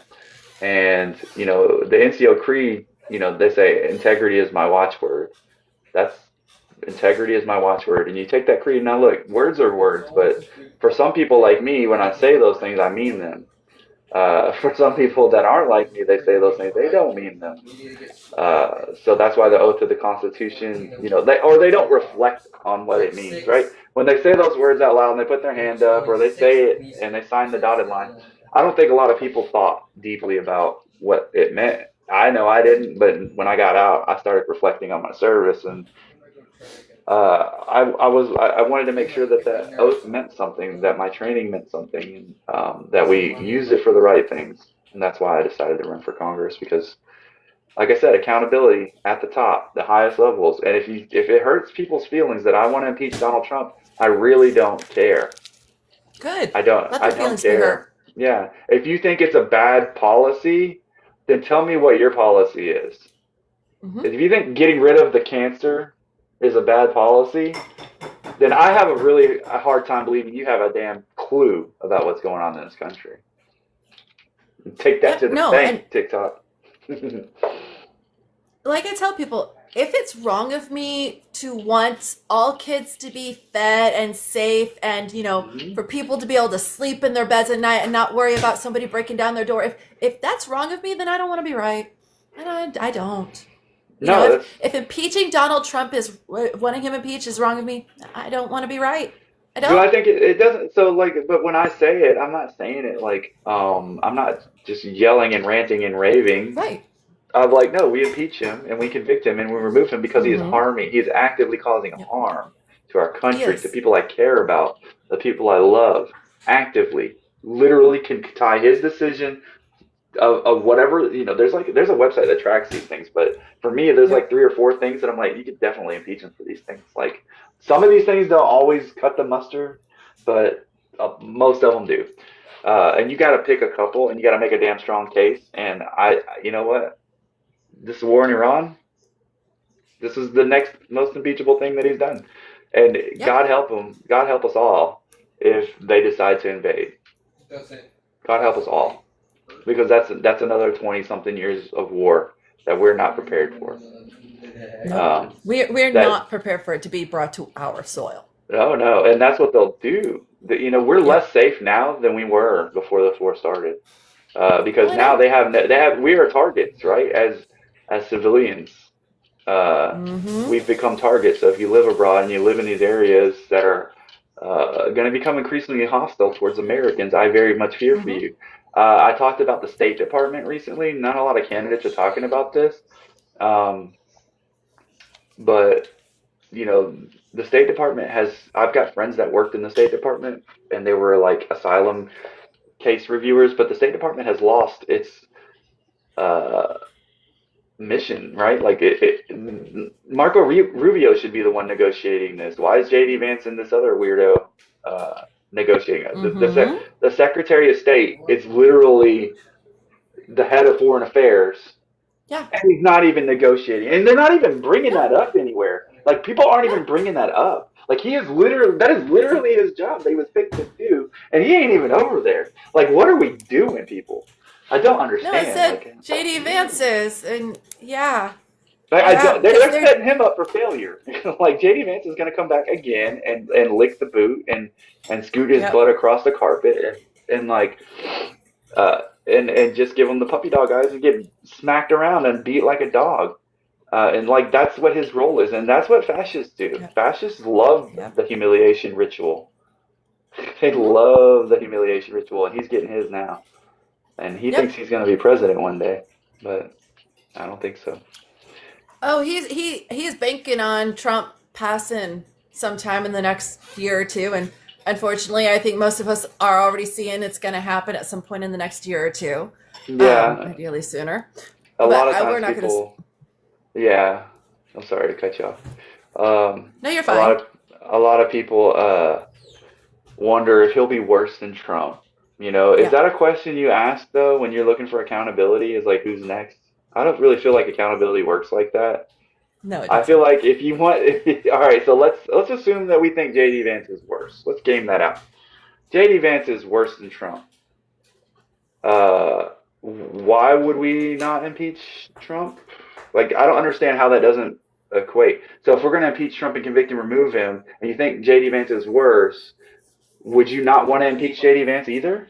If he I was going fucks to up? say, get ready to have articles of impeachment ready to go for the first day that he does something that we don't like. Like, how hard is that? You know what I mean? Like, if you think that's stupid and it's painful, well, yeah, it is. But it's also stupid and painful to elect people that are fascists and that are trying to ruin the country. That's also stupid and painful for a It's even lot more more stupid people. and painful. It's for a Yep. lot more people. Yeah, bro. It's stupid and painful because you like something and you feel like your team won something and then we took it from you. That's not what's happening. We're saving people by impeaching. We're saving lives. We're saving this country. And it is what we have to do. There is no other way around it. You have to get rid of there's these not. people. And if they stay in line, then let them stay in line, right? Like you're just there. That's how accountability works. That's how Congress works. You're there to keep the wheels on. You're there to keep them in check. And if you don't want to do that, and that's too painful and it's too uncomfortable, then you're uncomfortable with accountability. And then, in my opinion, don't run for office. If you're uncomfortable with accountability, please don't run for office. Right. Why? Because guess what? Hi, my It name's comes for you. Shadow. You're going to agree to continue having conversations with me. And if you get elected, you're going to agree to even have conversations with me then. Why? Of course. Because we're going to hold you accountable. I will Of sit course. here and hold you accountable and ask you why the hell you're not doing the things you said you were going to do. And I'll tell you, You know? if I can. But no, I don't. Exactly. I don't understand this aversion to wanting to even say the words. There's an opponent of mine in this race that in my primary that doesn't believe that you can win by running on impeachment and tyranny and accountability or like calling fascism out. Like those words scare the more moderate. Like so again, being moderate in Alabama is Republican light at this point. Oh, You know, if you're still looking at the right and saying like, okay, well, there's got to be some common ground here. You know, you're not paying attention. I'm being called, a left-wing liberal, and other people are telling me, dude, no, she's just what a moderate Democrat in the 90s is. I'm like, Yeah. see, I'm not some left-wing, I'm not. I just, if I want basic decency for human beings, and I'm not sorry if that makes me a liberal. Well, I mean, it's You know? so sorry that we decided to take our time and think through things and how they harm people. Right, and that I'm we so have sorry that compassion we've and done that. empathy for others, because Yeah, that's what I it have no comes problem. down to. And I'm sorry we found our voice, and we're not going to be sitting around anymore and be quiet libs. We shouldn't have been that to begin with. We should have been loud, vocal. I'm not speaking for everybody, speaking for myself mainly. But I've noticed that more people, like even at this event that I went to last weekend, I'm a registered member of the Democratic Socialists of America. And in Alabama, that's akin to being like a Satanist at this point. Like, but what I found out from this weekend and the past couple of weekends is one, the local DSA chapter here has like blown up in their memberships over the last 24 months, like just exploded. Second, people are more comfortable admitting these things out loud than they were 5 years ago. And we noticed that. We noticed it this weekend because I had some DSA stickers on on my table, and people were coming up and like, hey, can I have some of those? You can get a couple more of those. Hey, are those DSA stickers? Let me get a few of those. Trying to go farther. And I'm like, wait a second, like, are you guys all DSA or adjacent? Yeah. Oh, yeah. Oh. Okay. Like people really are starting to be like Zoran Mandani, Another guy. AOC. These people have it figured out, and so they're starting to be more comfortable saying things like, I'm a democratic socialist.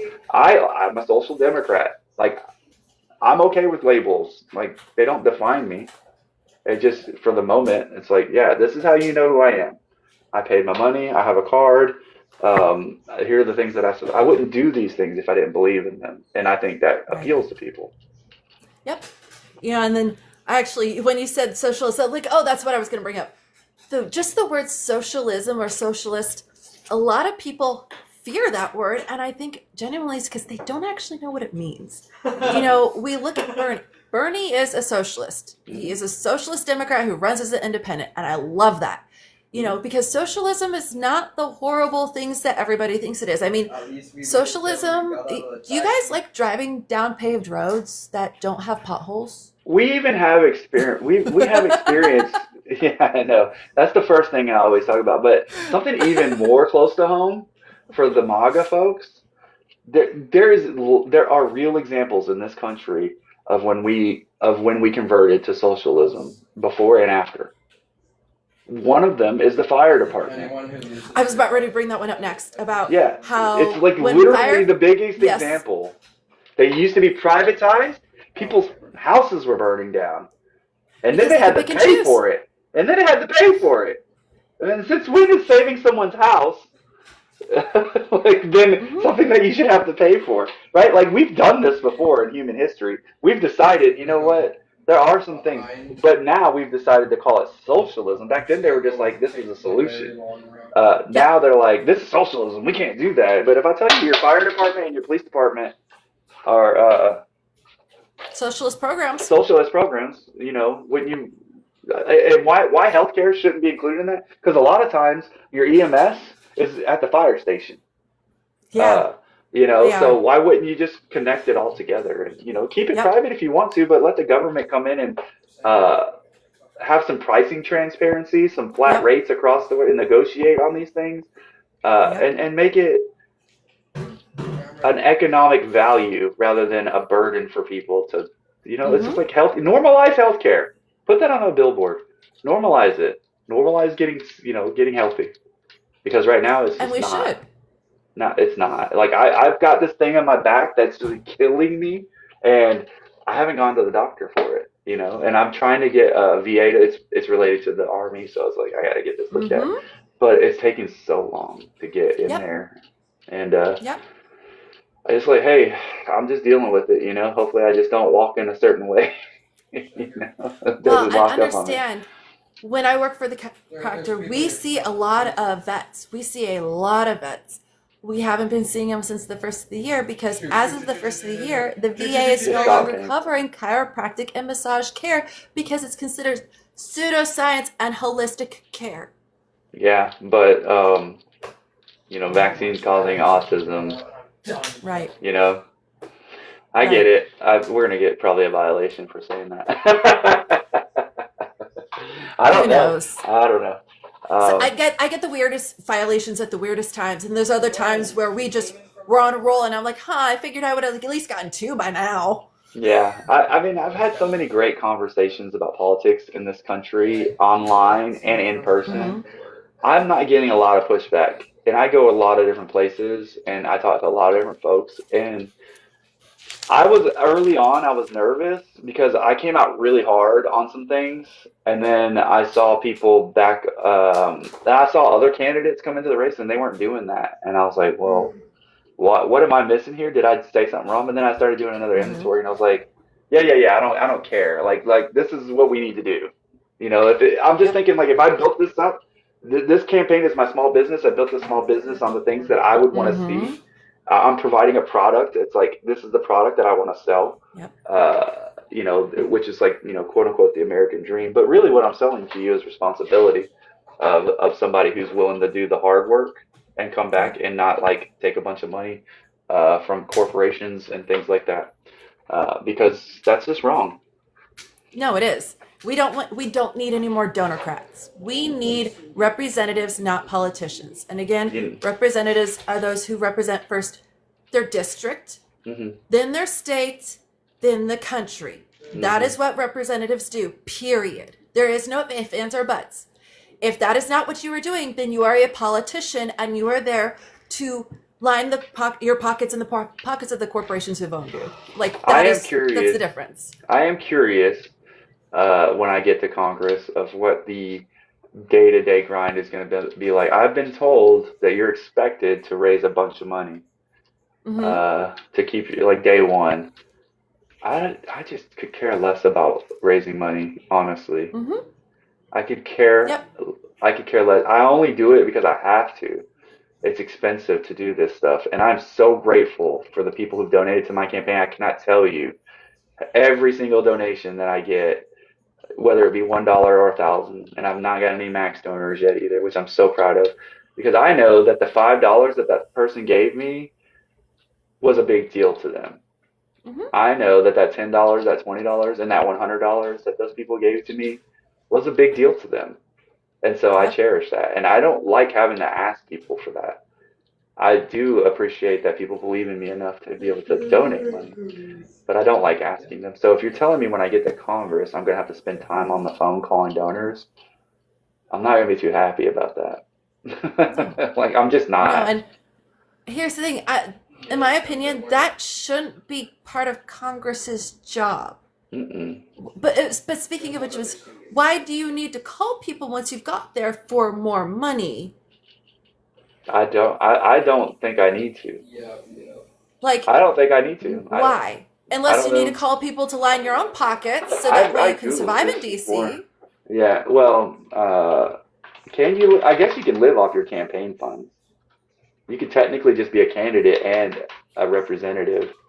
I mean, you know what would be smarter? Well, a lot smarter is to just make it affordable to be a representative. Yeah, let's get our priorities so you straight. don't have to take money from donors once you're in the position, so there's no possibility of you being bought. Right. I mean, that seems like common sense to me. I understand common sense is not so common anymore. My daddy kept telling me that when I was a kid. And I didn't believe him until I became an adult. And no, my daddy was right. Common sense ain't so common no more. You know, but no, it's just, there's a lot that's going on. There's accountability. There's keeping money out of politics. And that's one of the things is there is no reason that if we cut military spending and we actually tax the rich their fair share, that we wouldn't be able to fund our government within a decade. Yeah, that's crazy. I just did a Google because I remembered I was reading about this. 8 hours, 6 to 8 hours a day in a call center near Capitol Hill dialing for dollars rather than doing legislative work. A second full-time job for re-election, party dues, or gaining power in the committees. That's ridiculous. Massive time commitment. Lawmakers are instructed to spend over 4 hours a day on fundraising, often spending more than half of their working hours asking for money, paying dues. Party leaders require members to raise money. I knew there was like a dues to raise money for party campaign committees to earn desirable committee assignments. And so if you want to get on like the Judiciary Committee and like really have some strength, you got to raise a shit ton of money apparently, and probably be a lawyer. And that's not how it should be. Money should have nothing to do with it. It's literally buying your way up Congress. Yeah. It's buying. And so what if I got into Congress and said, I'm not doing it? Right? Like, what if a lot of you got into Congress and just said, nah, I'm not doing it. I mean, is that irresponsible? Like, is that how you get elected? We'll see. We'll see, because I'm not doing it now, and if I get elected, we'll see. Yeah, see, I'm not somebody who sits here and begs people for donations either. I mean, I don't sit here when I'm normally streaming. I ask if they can contribute to the fan club. It's a penny. If they can do that, it helps me so much more than actually donating gifts every live because of how the algorithm tracks everything. The heart me's, the likes, the shares, the follows, the comments, those track so much higher in the algorithm, especially when you have it on a consistent basis than somebody, getting a galaxy once a week ever will. Yeah. Oh, I mean, yeah, like the vote is the Wait, investment, wait, wait, wait. and the policies and the work that you do in Congress is the return. Yeah. The rest of it, right? Like I get raising some money, but spending 6 to 8 hours a day, you can kiss my ass. Like I'm not doing that. It should be like one fundraiser a weekend a month. Yeah, like I mean, like Like, okay, I get a group of my colleagues and we do it together. That's fine. That becomes like a Yeah. group project. But exactly. if I'm doing it And on my own, you do a call-a-thon for the Democratic Party, and they just donate to the party on all of your behalfs. And then those Yeah. And nobody's taking any individual money because it can be a person or a corporation coming in and just donating to the party. wait, there's a yeah, this is from ustermlimits.com. Termlimits.com. And when was this written? This was 8 years ago. So, sorry, 10 years ago. I doubt it's much different. Give me a second. It wouldn't be. Because if it has not been updated, then there have been no laws changing. That's the my downside and sad part is you have to keep in mind a lot of those websites you're going to go and find the same things and they're all posted 7 to 8 years ago because there's been nothing since then updating it. You know what? What policy I probably diverge on people with that's extremely popular, and it's not really a divergence, but I just have a different approach. What's up? Term limits. I think they're absolutely important, but I don't think I would start there. I think I agree. I would support term limits. I'm not going to say I don't. I support them, I and if there's legislation that hear comes up, I will. that term limits are typically not necessarily in everybody's top 5, but Mhm. they are in the top 10. I agree with that. It may not be a number 1 priority, but it'd be nice to happen sometime in the next 2 years. One of the things I do hear a lot of people say that is important is we need to have single item bills. Oh, Period. interesting. Yeah, I mean, I can see that. Instead of just having they different cannot things. continuously put things that have no relation to each other into a bill for like healthcare, but in that bill of healthcare, we're also funding $10-20 billion airplanes. Yeah. Ooh, oh yeah, that's what I thought. How does that Yeah, work together? so I favor an approach to term limits.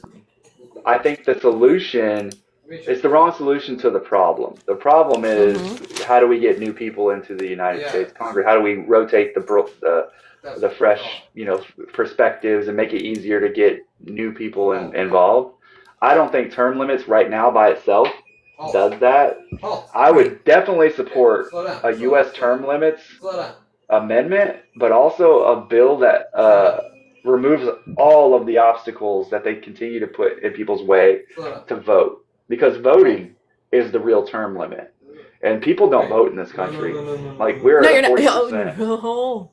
Yeah, Yeah. that's actually something I talk about so doing my research, between roughly 52 to 53% of America goes out to vote for midterms, and roughly 35% does not vote during the presidential election. Mhm. That's not So good. we need to vote up for those the numbers. president, but we don't vote for anything else. And that's It's the just so problem because most inconsistent. people don't understand that true legislation happens in Congress and the Senate on the state and federal level, not in the president's office. And that's why I would say I'm just putting my order of operations to get to term limits it's just a different approach. I would much rather us because you can flip that term limits thing against someone. You can weaponize that. Hey guys, how you doing?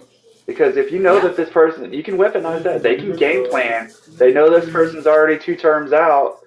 You just start icing people out. So it doesn't really fix the problem, right? Like you can weaponize term limits. It doesn't really fix the problem. The problem is we're not getting enough participation in government. People have relinquished their civic duty because they don't think that people are being elected to reflect their values. And fixing term limits, I just don't think that I could be persuaded that might be the first.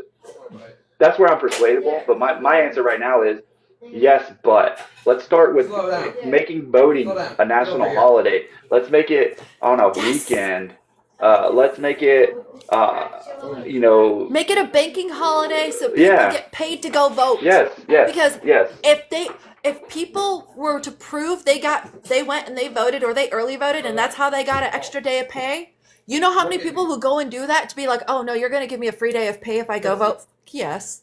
They put a lot of different taxes in front of us that aren't real poll taxes, right? Like by the sense of it, but they put obstacles in front of people to keep them from voting. That's why the old white generation of old white folks are the most next to black women. I think old white men and old white women, like 60 or plus, are the ones who vote heavily because they've always been able to. And here's the thing is, keep in mind, guys, the same 30 to 40% of America that has been voting for the last 30 years is the same 30 to 40% of America that will continue to vote for the next 15 to 20 because they're all in their 60s and 70s. Okay, what else do old people have to do with their time on election day other than go to the primaries and Just vote? go to vote. And they'll probably be poll workers and they're probably getting together and talking about politics because they have time. But what they've done with that time has not all. I've got some very dedicated older generation voters, very progressive. So I want to be clear that this is not a monolith. I'm just speaking about statistically. Yeah. But I've got plenty of older generation folks that are, what we consider boomers on my campaign, and they're gearing up to go knock doors with me. So I'm not attacking that generation. I'm just saying, like, it's easier. It's always been traditionally easier for them to participate in democracy. Whereas as the years have gone on, our participation has dwindled because of all the obstacles that have been put in our way that we just can't navigate, right? Like we got to work too much. We have 3 jobs. Yeah, two to 3 that's normal jobs. for We an don't have average early American to have voting. 2 to 3 jobs. We don't have early voting in Alabama. You don't? You got to vote the day of. Oh, that's stupid. And they're, like the mail-in voting thing that they're basically just attacked and eroded. That's also I think it's very heavily restricted here. You can't. Excuse me. Sorry, that came out of nowhere. But yeah, that's heavily restricted as well. Georgia's one of those states. I think it's one of those states where you can't give water. Like they're criminalizing just neighborly behavior. Stupid. Oh, they are. And then criminalizing homelessness and the housing affordability crisis, and then making it so it's illegal for you to not have a home, but you can't afford a home to move into a home. So what are you supposed to do? How about what they're proposing and we do with veterans that are homeless, and they want to make their essentially do what they did to Britney Spears and put, like if they find them you under incapable, a conservationship. Yep. They want to put you in a conservatorship and then take your rights away because you can't get help. They want to force you into a camp. They just want to force you into a camp is what they're going to do. Yep. I have no doubt. Thanks, Victoria. I have no doubt that Victoria is my battle buddy. She's a border buddy. She's also a candidate running for office. If you don't know her, she's running in Tennessee. I may have already messaged her, so if she wants to get on, she should check her DMs. We're gonna do some debates. We're gonna do some debates here pretty soon. I thought we were gonna do some tonight, but we got a soccer game, and so pretty soon we're gonna get on and do some MAGA debates. And I'm not sure how we're gonna do it, but it'll probably be take turns debating and see who wants to go. Or I want to have fun with it because debating on lives is actually really good practice. It is. Sitting here and even talking to me for 2 hours, it helps with the long form interviews because after about 45 minutes, 1, that's when your brain starts to try to recycle stuff. 2, well, when it comes to authenticity, that's when the brain and the mask start to drop because by that point, I've had you giggling at least twice with smiles on. And once I start getting somebody to smile and giggle, they're going to show me who they truly are because at that point, you can't fake it. Yeah. I don't let you because I am the weird goofball sitting there going, wait, look, I got a Gengar. You can't smell a Gengar. Like, do we not match? What else you got? Like, I do that shit where, quite frankly, Yeah, I got Gigamax Pikachu. I got Dragonite. I got Nice. Meryl. I actually have a Nice. Oh, Squirtle. Squirtle's over there too. Okay. Yeah, I have all of them. Snorlax. I Oh wow, you've got the whole crew. There's a Eevee, Okay. there's a Sprigatito, there's a Coco, there's a Rowlet in there, a Chansey, which I call my Chancelotl. You'll understand. Okay. 1 second. Okay. Oh, love it. He looks like an Axolotl, Oh yeah, so he's now called Chancelotl. Chancelotl. And then when I did this, I go, oh my god, they based Chansey off of the pink Axolotl. We used to make fun of Chansey because is it Smash Brothers where you could get the Pokeball and throw it out? Yeah, in Smash Brothers, Super Yes. Smash Brothers, Yeah. you could get the Pokeball and throw it out, and it would just randomly pick one. And if you got, I think it was Clefairy. Clefairy would come out, and We'd make everybody's. Either Clefairy It didn't do much. that made It was everybody very, sleep. it was very like muted, whatever it did, and we were like, "Damn it!" Yeah. It's like, oh, it would come out and smack you with the star. It would come out and smack you with the star, and it would send Yes. you off the screen. But it was so hard to Yes. hit anybody. Yes, it was. Yeah. She Okay, said one more long form really question. makes or breaks. Okay. Oh yeah, we gotta go. No. Yeah, I gotta. Yeah, go. as I say, one more question, and it's a fun one. That's why Okay. it's going to be quick. But yeah, long form really makes or breaks candidates, and that's the reason why I'm trying to give you guys as many long form sit downs as possible, because you'll need it even afterwards. Because again, you're going to have to be on that debate floor for 2, 3, 4 hours, paying attention and actually having conversations, and it's not as easy as people might think. Right. I was in debate in high school. It's not as easy as you might think. I wish I would have taken debate in high school. I think I would have been really good at it. My mom but wanted me to what's be the- a lawyer. I want to be a So lawyer. here's the last question. What is a nerdy passion of yours? Nerdy passion? Oh, I got too many to name. I love The Simpsons. So I collect a lot of Simpsons figurines. I've got a bunch of them. Okay. I've got all these little figurines on my desk right now.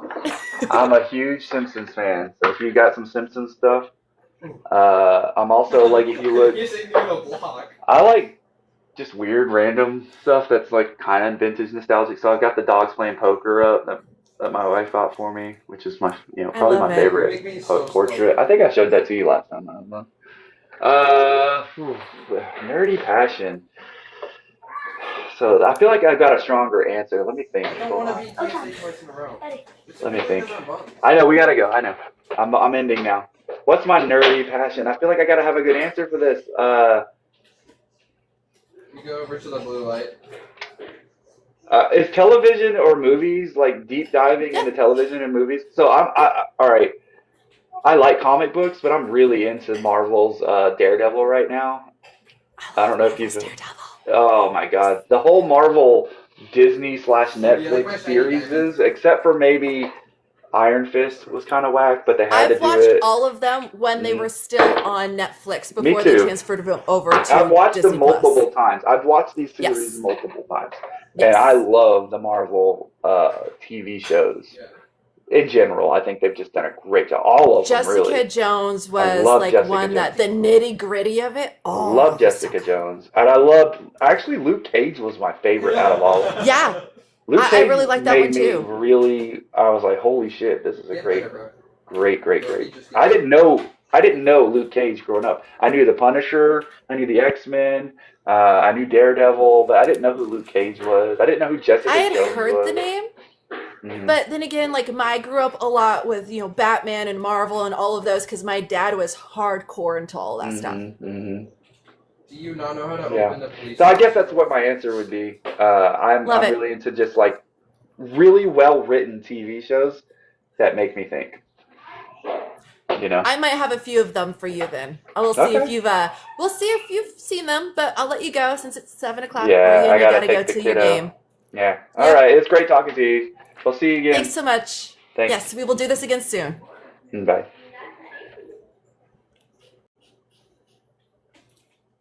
Okay, guys, that was Jeremy Devito. Again, he is running in Alabama for the Congressional District 5 seat. His primary is on May 19th, so make sure if you are in Alabama, you guys make it out on May 19th to vote for him. If you want to make sure you are still registered to vote, please, especially if you're a Democrat or independent, go to vote411.org. That's VOTE411.org Yeah, I know. to double check that you are still registered. Here's the thing, guys. They can kick you off the registration, the voter registration list without having to tell you. So you do want to check now and probably again in October, towards the end of September, beginning of October, to make sure you are still on it so that you can vote in the November 3rd general elections. I'm going to hop off, guys. Much love and take care. Thanks all for coming in. I'm looking.